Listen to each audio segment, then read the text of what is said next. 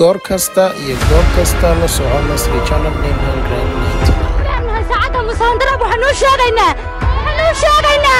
inuu dhinaca saasra hilka afarni buu ka maraya biidayaanis waxa weeye waa mid nala soo diray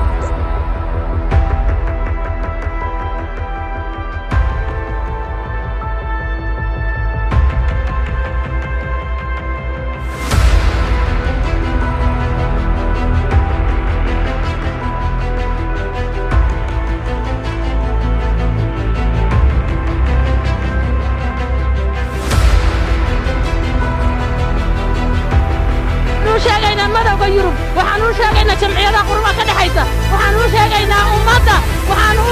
u sheegaynaa yacni wixii islaamay shahaadadaya in sida kalluunka nala buranayo in ragayagi haldaarkayagi la laastay inay madax diideen bartaniya inta maxay tahayeen barasaafka gobolka loo soo idmaday afar nin buu ka marayaa biidayaanis waxa weeye waa mid nala soo diray si degdeg ah haddaan nala ka qabanna waanu iska qaban doonaa waxaan ka xumahay sidii shalay ka dhacay degmada Calakuweyn ee uu horeeyo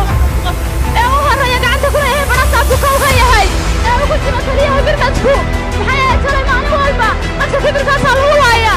dadkaasaa lagu soo diraa nin miskiin ah waxba geysan ayaa kibir lagu dilay waa ninkii lixaada sidaa lagu dilo dowladda Somaliland sariitan u dadka u adeegsatay maalin walba dirayska dadka lagu laaya si aan u dhimanay ee dadka iyagu soo koobanay baan hoostisa ku dulmannahay waxaanu leenahay saacadda musaandara waxaanu sheegaynaa inuu dhinaca saasra hilka